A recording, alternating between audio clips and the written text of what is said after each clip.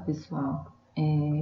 Eu vou gravar agora para vocês a resolução comentada de alguns exercícios nos quais existiram dúvidas, né, referente à matéria que está no capítulo C1, que é a síntese de proteínas. Então, vamos lá. O primeiro exercício que foi solicitado foi o exercício de aprendizagem número 2, presente na página 92 do livro de vocês. Essa é uma questão da Unimontes, de Minas Gerais, e ela faz referência ao processo chamado splicing, ou processamento de RNA, né? Então, vamos fazer uma revisão a respeito do conteúdo, antes da gente partir para a questão em si. Bem, vocês viram que o dogma central da biologia diz que a partir do DNA eu posso transcrever uma molécula de RNA, e esse RNA mensageiro, ele pode ser traduzido numa sequência polipeptídica, ou seja, proteica. Como é que vai acontecer, então, esse processo de transcrição seguido de uma tradução? Bem, o DNA é uma dupla fita, né, que é mantida unida através das ligações de hidrogênio que se formam entre as bases. E no processo de transcrição, a primeira coisa que vai acontecer é que uma helicase ela vai desenrolar a fita, expondo então a sequência nucleotídica que será transcrita, e as ligações de hidrogênio que unem uma fita a outra, elas também serão quebradas. Depois disso, tem uma enzima chamada RNA polimerase, que ela vai se encaixar sobre a fita molde. Observem aqui que nesse esquema a gente tem uma fita que é chamada de fita molde e uma fita que a gente chama de fita codificadora. Essa fita molde, ela vai favorecer então que a RNA polimerase faça a transcrição, né, seguindo aquela complementariedade de bases. Então, a timina, no RNA vai ser incluída uma adenina uracila no RNA, citosina guanina no RNA, timina adenina uracila, guanina citosina, adenina uracila, guanina citosina, citosina guanina, adenina uracila, timina adenina. Feito isso, a transcrição do RNA ela está encerrada. Esse RNA gerado aqui, ele pode ser chamado de RNA primário ou pré-RNA mensageiro, né? Esse pré-RNA mensageiro, ele pode ou não sofrer o processo do splicing. Então, vamos tentar entender esse splicing. Digamos que nessa transcrição eu tenha gerado porções que ele chamou aqui de 1, 2, 3 e 4, que representam os exons. O que seriam esses exons? Seriam as partes codificadoras desse RNA mensageiro gerado. E ele também, durante esse processo de transcrição, gerou porções que eu chamo de intron. Então, aqui a gente tem 3 introns representados. O que seriam esses introns? Seriam, inicialmente, porções que se acreditava que não tinha nenhum papel na tradução, mas que hoje a gente sabe que pode sim, né? Então, digamos que esse pré-RNA mensageiro gerado sofra um processo de splicing. Nesse primeiro splicing, eu posso fazer a remoção de todos os introns, unindo então os exons. Então, o meu RNA mensageiro gerado seria um RNA mensageiro com os exons 1, 2 e 4. Então, nesse splicing representado aqui, teriam saído os 3 introns e o exon de número 3. Mas esse mesmo pré-RNA mensageiro pode sofrer um segundo processo de splicing, ou um processo de splicing diferente, no qual seriam retirados desse pré-RNA todos os introns e o exon de número 2, gerando um RNA mensageiro agora formado pelo exon 1, 3 e 4. O que esses dois RNAs mensageiros têm em comum? Eles são oriundos de um mesmo pré-RNA mensageiro que teria sofrido processos de splicing distintos. Qual que é a vantagem desse processo? Quando eu permito o splicing num pré-RNA mensageiro, eu posso gerar diferentes RNAs mensageiros maduros. No caso aqui, a gente tem 2 RNAs mensageiros maduros gerados por splicing. E se a sequência desses RNAs mensageiros maduros são diferentes, as proteínas que eles originarão também serão distintas, né? Então, isso representa para a célula uma estratégia de economia. Economia de quê? De espaço, porque esse pré-RNA mensageiro, ele é oriundo de um DNA. E o mesmo DNA, então, ele pode, mediante splicing de RNAs mensageiros, gerar diferentes sequências proteicas, né? E isso também favorece que existam famílias de proteínas. Então, são proteínas que seriam relacionadas, né? Então, mas elas não são iguais. Elas diferem quanto às suas sequências de aminoácidos. Então, vamos agora, feita essa revisão, para o exercício em si.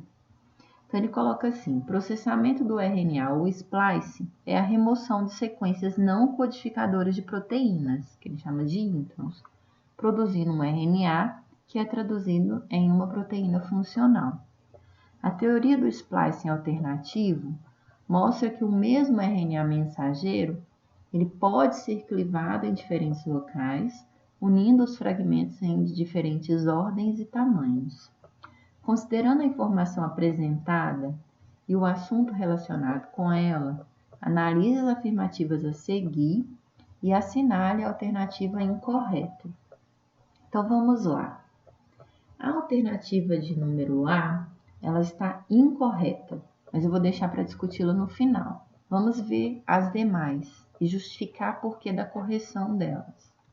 Bem, a letra B, ela fala o seguinte: um gene pode corresponder a mais de uma proteína? Ela está correta. Por quê?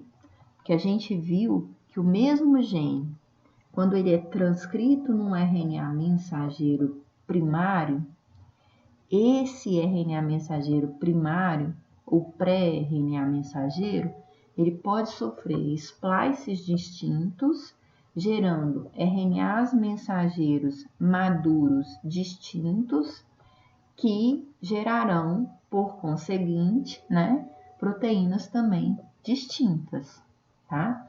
Então, um mesmo gene pode corresponder a mais de um tipo de proteína. Então, certa essa alternativa. A letra C, ela já fala o seguinte: o splicing alternativo é um dos mecanismos geradores de diversidade proteica? Sim, né? Então, a gente viu que a alternativa ao processamento, ela pode gerar proteínas distintas. Então, esse é um dos fatores que é responsável pela diversidade de proteínas que a gente encontra nos seres vivos, né? Então, a C também está correta. A letra D, ela já fala o seguinte: a teoria do splicing alternativo altera o dogma um gene, uma proteína. Inicialmente, né, acreditava-se que o gene presente no DNA transcrevia um único RNA mensageiro, e esse único RNA mensageiro era responsável pela síntese de uma única proteína. Estudos posteriores, eles demonstraram que a gente tem muito mais proteína do que gene, né?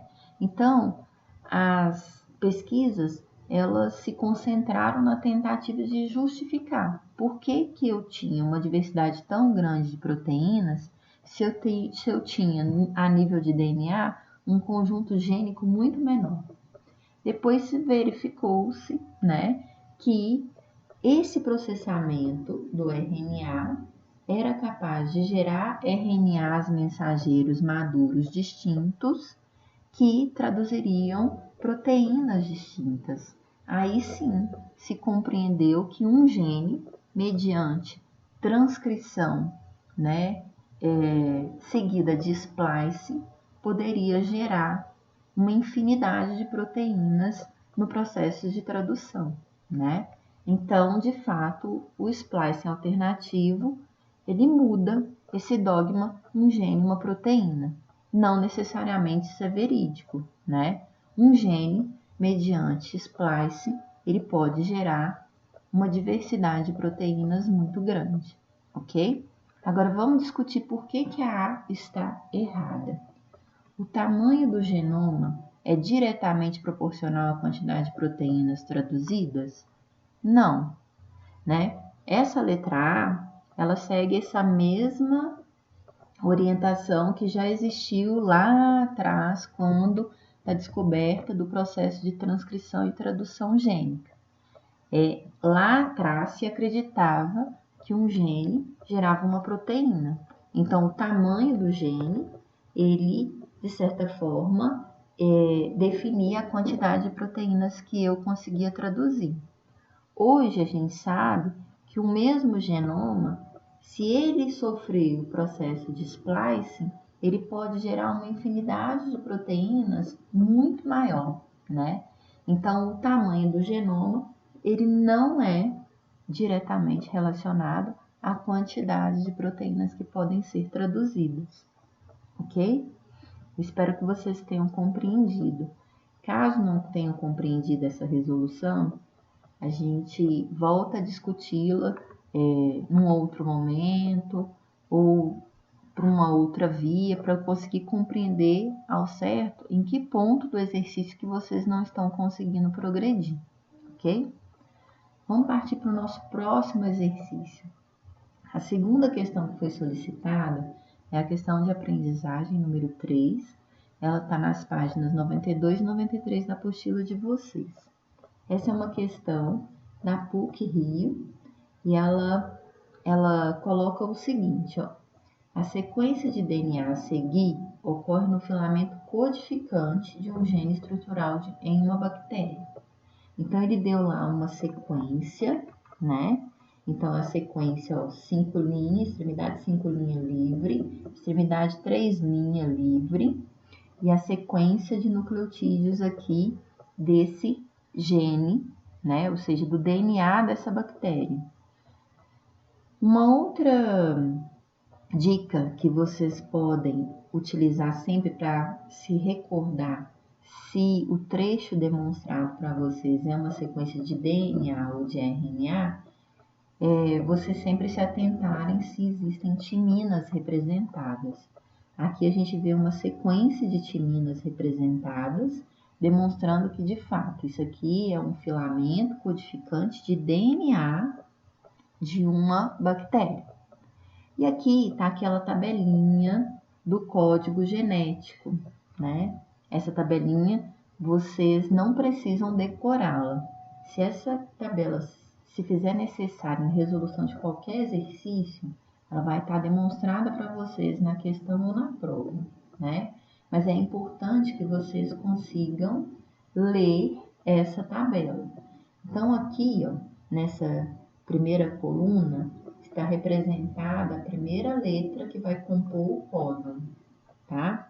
Então, aqui, U, então, ó, reparem, primeira letra do códon, U, C, primeira letra do códon, C, A, primeira letra do códon, A, G, primeira letra do códon, G. Aqui em cima, eu tenho nessa linha a segunda letra desse códon. Então, U, C, A e G.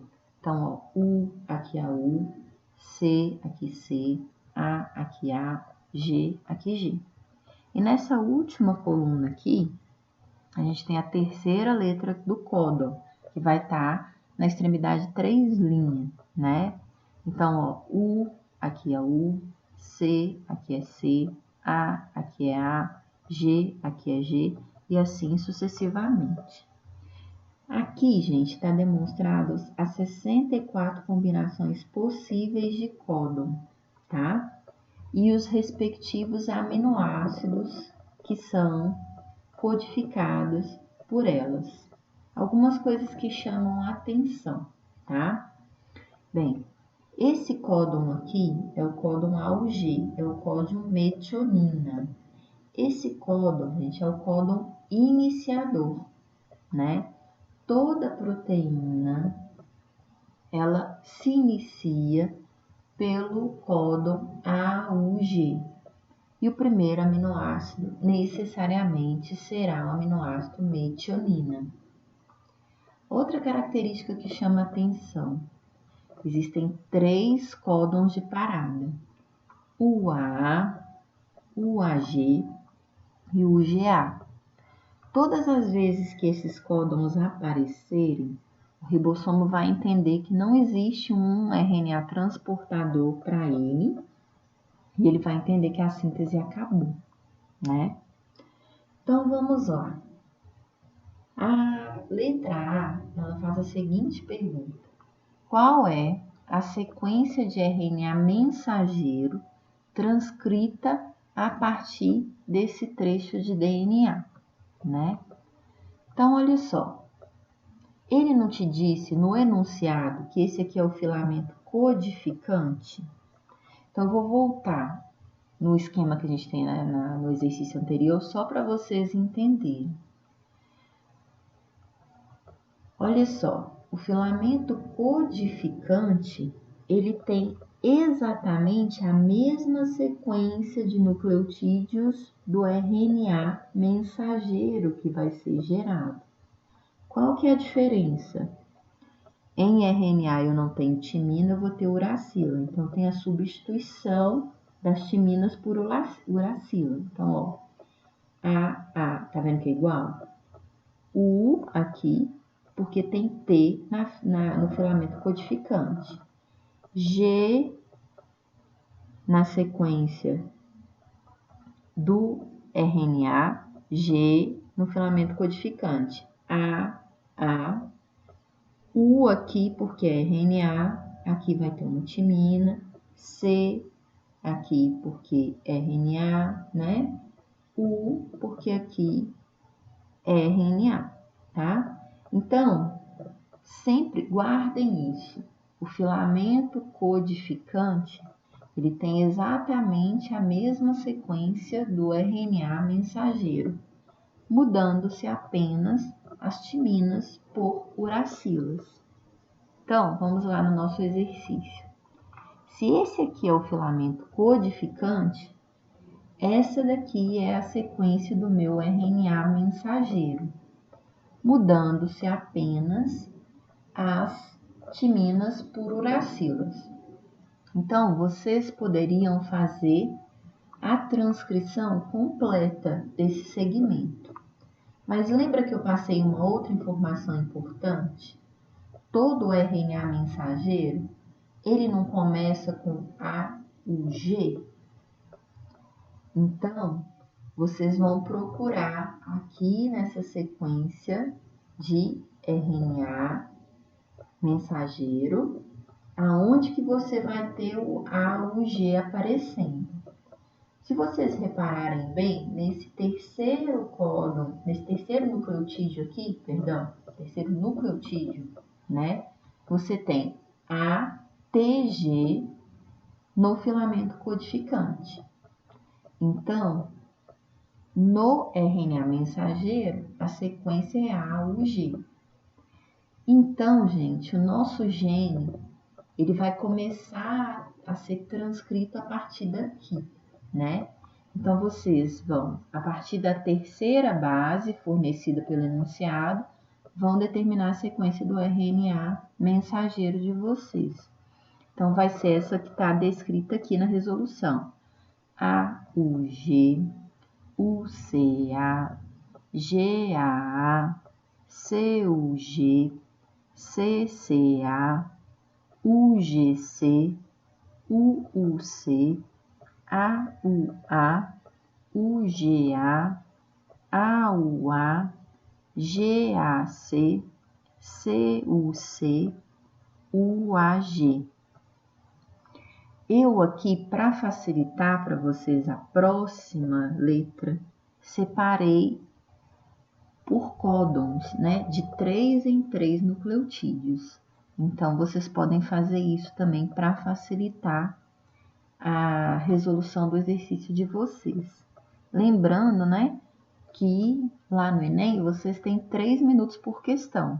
Então, quanto mais organizado tiver o raciocínio de vocês, menos tempo vocês vão perder na resolução de cada questão. Então, feito isso, vamos lá para a letra B. Qual é a sequência de aminoácidos do polipeptídeo codificado por esse RNA mensageiro? Então, viu que vocês precisam fazer isso de forma bem organizada? Porque a letra B, ela depende diretamente daquilo que vocês resolveram em A, né? Então, se vocês não tiverem um raciocínio bem organizado, a chance de vocês perderem a questão por falta de atenção é enorme. Então, como é que vocês vão fazer agora para vocês definirem essa sequência de aminoácidos? Vocês vão consultar esses códons que vocês organizaram aqui na tabelinha do código genético que foi dado para vocês e vão, então, descrever quem é o aminoácido codificado.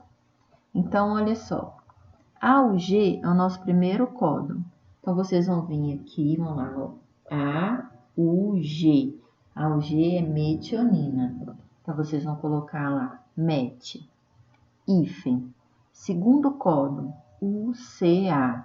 Então, vocês vão vir aqui, UCA. UCA determina serina. Então, é ser. Hífen. GAA. GAA. GAA determina GLU. Então, ó, GLU. CUG. CUG determina leucina. Então, vocês vêm cá e escrevem leu. CCA. CCA determina prolina. Vocês vão escrever prolina. UGC. UGC é cis. Cisteína. Então, UGC, cisteína. UUC. UUC é Fe, de fenilalanina. Então, vem cá e escreve fenilalanina. Fe. Hífen. AUA. Isso mesmo? AUA. AUA, isoleucina. Então, aí vem cá e escreve iso. UGA.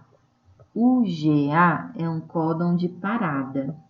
Então, quando o ribossomo chega aqui, ele entende que a síntese acabou. E ele simplesmente solta aquele polipeptídeo lá no citoplasma da célula. Então, a nossa síntese vai acabar aqui.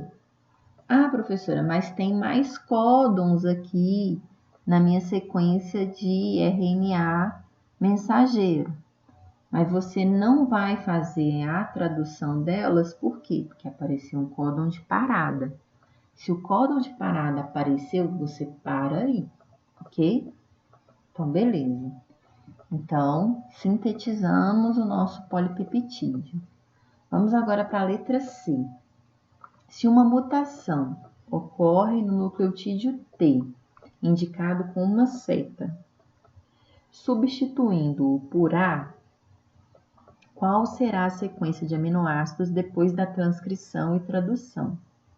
Então, olha só, ao substituir T por A, o códon que era UGA, é esse aqui, se vocês voltarem nessa sequência aqui, é UGA,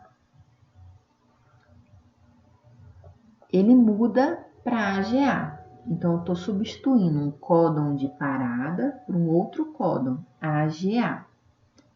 Então, vamos ver aqui na tabela o que é o AGA. AGA é arginina. Ou seja, quando eu faço essa mutação de T por A, eu deixo de ter um códon de parada e passo a ter um códon codificante de um aminoácido. Então, eu estendo a sequência da proteína, que passa a ser agora o quê? Tudo que vinha antes é igual. Então, ó, primeiro continua sendo metionina, segundo serina, terceiro glu, quarto leu, quinto pró, sexto cis, sétimo fe, oitavo iso, mas agora eu substituí um códon de parada por uma arginina. E aí, eu vou dar sequência, então, à leitura. AUA, iso, então, depois da arginina, iso, GAC, GAC é uma ASP,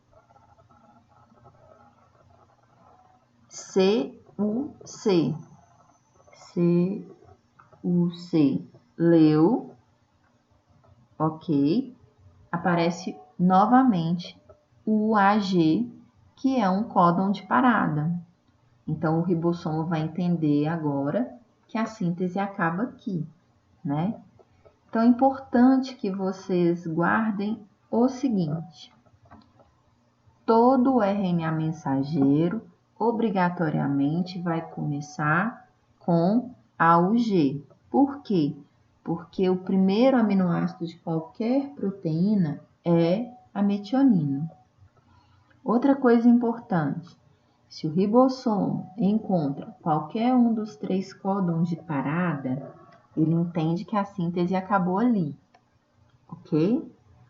Se eu tiver uma mutação pontual, como essa indicada aqui na letra C, eu posso estar mudando um códon de parada por um códon codificador ou o inverso. Eu posso estar transformando um códon que é inicialmente codificador em um códon de parada. Então, eu tenho que ficar muito atenta à sequência que está me sendo fornecida ou solicitada, ok? Então, ótimo. Acho que terminamos essa correção por aqui. Vamos para o próximo exercício. O exercício agora é o exercício proposto de número 2, está lá na página 93. Essa é uma questão da Universidade Federal do Rio de Janeiro, né? E ele coloca o seguinte: a sequência parcial de nucleotídeos do RNA mensageiro de um determinado gene, constituído de 7 códons, está descrita a seguir. Então, ele fez aqui a indicação dos 7 códons, né? E aí, fez a separação dos códons de 3 em 3. Beleza. Pesquisadores submeteram a sequência às seguintes alterações. Primeira alteração: substituição de A por G no 7º códon. Então, quando eu substituo A por G no 7º códon, eu não mudei nada nos anteriores.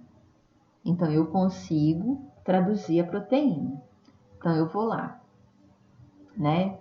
Olha, A ou G define o quê? Ó, olha que interessante. A UFRJ, ao invés de mostrar a tabela inteira, ela selecionou só os códons de relevância para vocês, né? Então, vocês vão vir aqui e procurar AUG. AUG MET. Então, o primeiro aminoácido é MET. UUU é o segundo códon. Determina Fe. Então, escreve Fe. Terceiro códon, GUU. Você vem cá na tabelinha, procura. GUU é valina, val. Quarto códon, CAA. CAA é GLN, né? Então, vem cá e coloca GLN. Quinto, UGU. UGU é cis. Então, vem cá e coloca cis.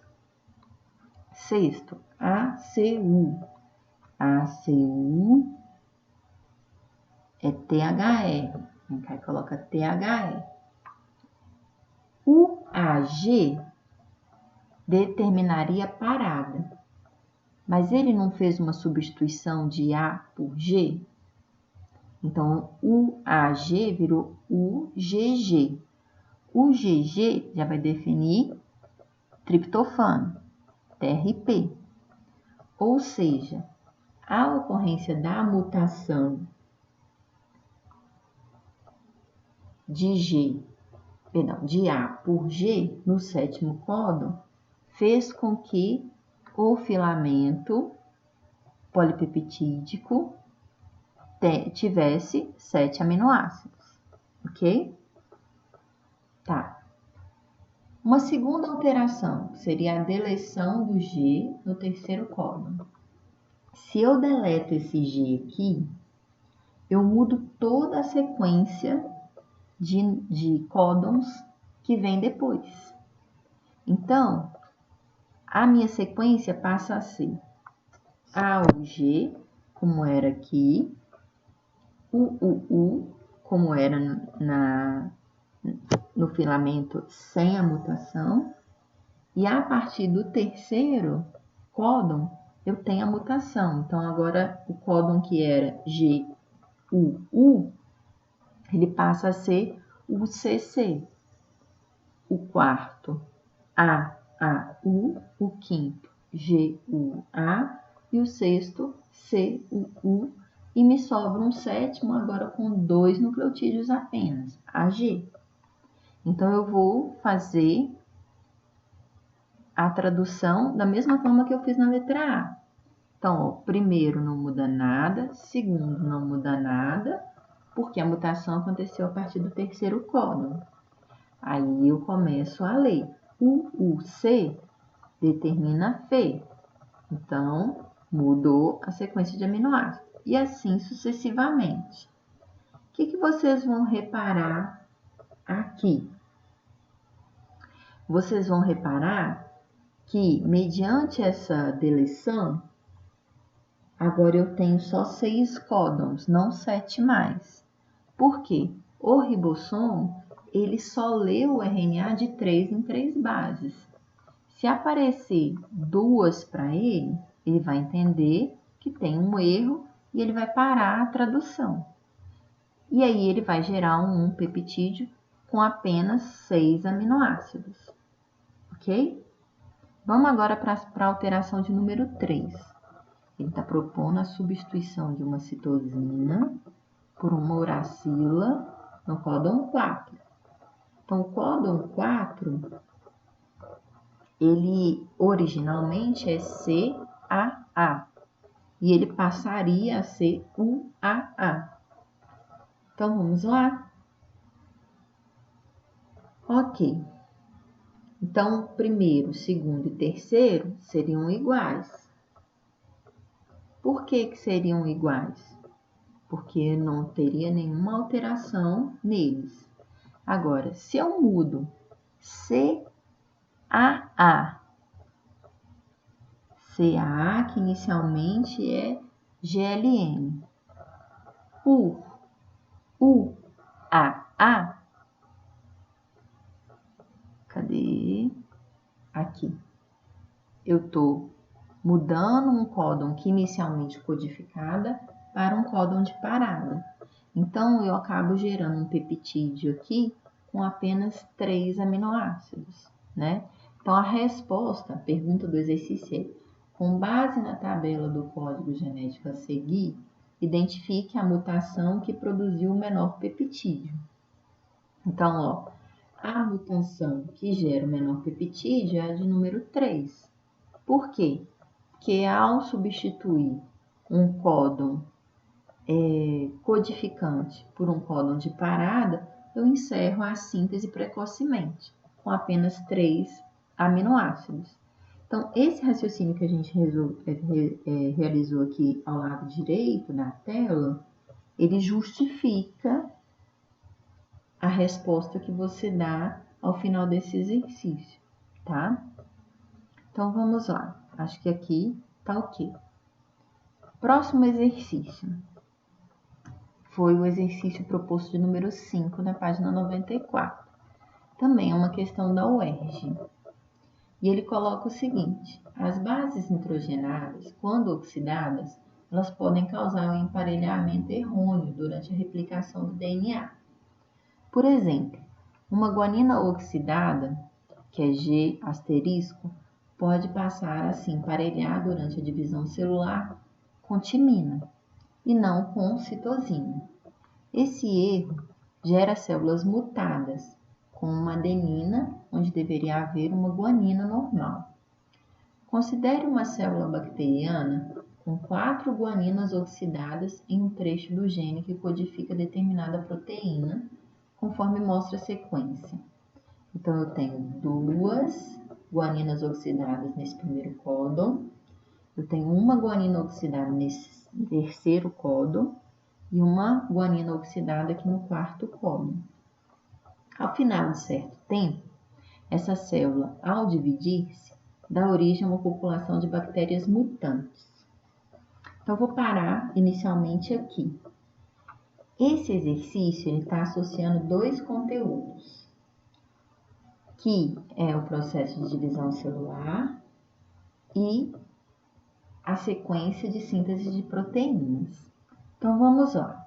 Fiz um esqueminha aqui para vocês entenderem por que é gerada uma população de bactérias mutantes quando esse erro aqui de oxidação de bases nitrogenadas acontece. Vamos lembrar o seguinte: inicialmente eu tenho uma célula e essa célula tem um conjunto de bases que formam o gene aqui em questão. Essa dupla fita que está aqui à direita seria a dupla fita normal, sem a oxidação. Por algum motivo, essa célula, durante a sua vida, ela pode ser submetida a radicais livres que podem gerar a oxidação de bases. Nosso organismo, normalmente, ele tem estratégias de correção desses erros, mas, eventualmente, ele pode passar batido, né? Então, vamos lembrar o seguinte, ó. Quando a célula ela vai sofrer o processo de divisão celular, ela passa por aquela fase que a gente chama de intérfase, no qual ela vai duplicar o seu material genético. Nessa fase de intérfase, lá na fase S, ela duplica todo o seu conteúdo genético. Então, vamos considerar que essa célula aqui inicialmente é uma célula normal. Ela só tem esse conjunto de cromossomos aqui à direita. Lá na fase S, o que ela vai fazer? Ela vai romper as ligações de hidrogênio que unem essas duas fitas e vai expor essas fitas como molde. E aí, essa fita aqui vai gerar uma nova fita complementar e essa fita que está aqui à esquerda vai gerar sua fita complementar também, né? Mas digamos que nesse processo de abertura e exposição dessas fitas, eu tenha também obtido a exposição a um radical livre que tenha favorecido a oxidação dessas guaninas. E aí, na hora que eu abro e exponho essa fita, essa guanina oxidada, que normalmente se ligaria a uma citosina, ela passa a se ligar a uma timina. E aí eu passo a ter dentro dessa célula aqui, ó, ao final da fase S, uma cópia normal do DNA e uma cópia mutada. No processo de divisão celular, se estiver tudo funcionando legal nessa célula, ela vai parar aqui e ela vai entrar em apoptose, porque ela vai entender que esse erro aqui é um erro grave e ela não pode passar esse erro para frente. Mas, se essa célula não tiver com seus mecanismos de controle ideais, ela vai dividir e na hora que ela dividir, ela vai gerar uma célula que tem o DNA mutado e uma célula que tem o DNA normal. Essa célula que tem o DNA normal, ela vai sofrer o mesmo processo de mitose, gerando células aqui normais se nada de errado acontecer no meio do caminho. Agora, essa outra célula aqui, ó, que herdou esse DNA mutado, todas as vezes que ela entrar em processo de mitose, ela vai gerar células também mutadas. Por isso que o exercício está dizendo que ao final de certo tempo, essa célula, ao dividir-se, ela dará origem a uma população de bactérias mutantes. Então, eu vou ter nessa colônia bacteriana células mutadas, que são essas que têm essas guaninas oxidadas, e células normais, ok? Mas isso aqui é só uma observação a respeito desse enunciado. Não é isso que esse exercício está cobrando de vocês, tá? Aí vamos lá para o que de fato o exercício está solicitando. Então vamos recapitular. Considere uma célula bacteriana com 4 guaninas oxidadas em um trecho do gene que codifica determinada proteína conforme mostra a sequência. Então a gente viu aqui que a gente tem 3 códons com guaninas oxidadas, né? Então, o número máximo de aminoácidos diferentes que poderão ser substituídos na proteína sintetizada por essas bactérias a partir da sequência de DNA apresentada é igual a... Olha só, ele não falou que essa aqui é a sequência codificante? Então, essa sequência aqui é a sequência do RNA mensageiro substituindo as timinas por uracilas. Então, vamos lá. Numa célula, né? Então, vamos acompanhar aqui, ó. O trecho fornecido é a sequência codificante.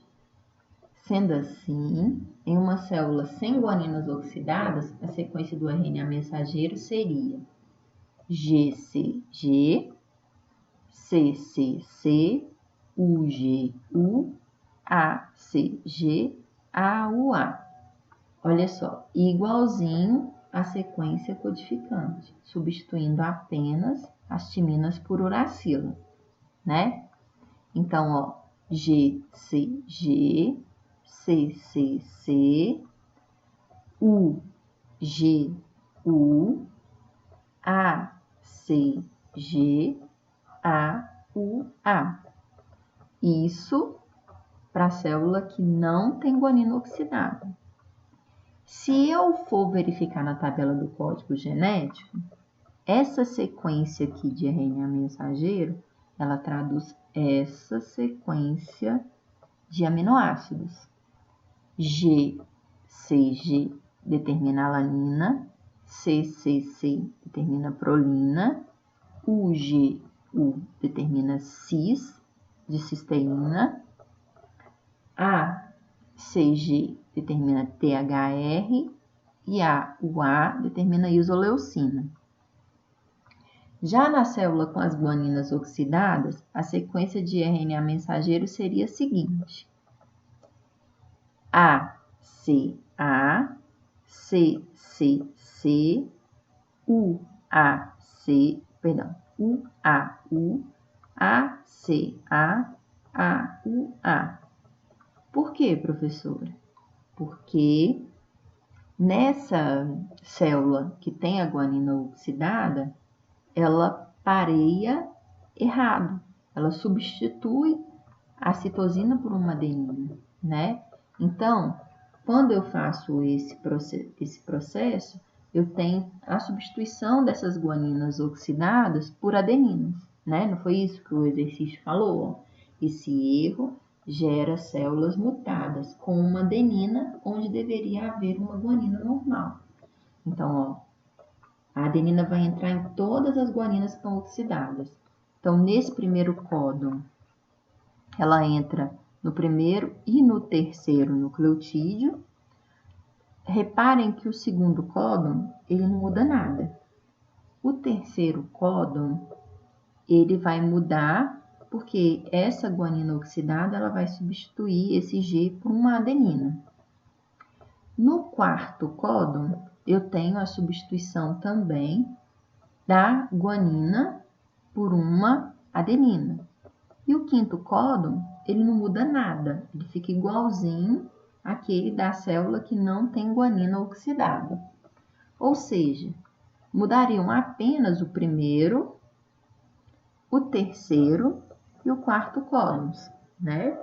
Então, ó, muda o primeiro, o segundo é igual, o terceiro muda, o quarto muda, o quinto é igual. Muda, então, o primeiro, o terceiro e o quarto códon, que vai traduzir a seguinte sequência peptídica, ó. THR, PRO, TIR, THR e ISO. Ou seja, só vão mudar o primeiro e o terceiro aminoácidos, que são esses dois que estão aqui marcados em vermelho. Ah, professora, por que o quarto aminoácido não mudou? Se vocês verificarem na tabela, ACG determina THR e ACA também, né? Então, apesar de existir uma mutação a nível de RNA mensageiro, ela não traduz um aminoácido diferente na proteína. Isso, de certa forma, é vantajoso. É aquilo que a gente chama de mutação silenciosa. O que é a mutação silenciosa? Ela existe, eu vejo, eu consigo identificá-la, seja a nível de DNA ou de RNA mensageiro, mas como o código genético é degenerado, esses dois códons vão definir o mesmo aminoácido.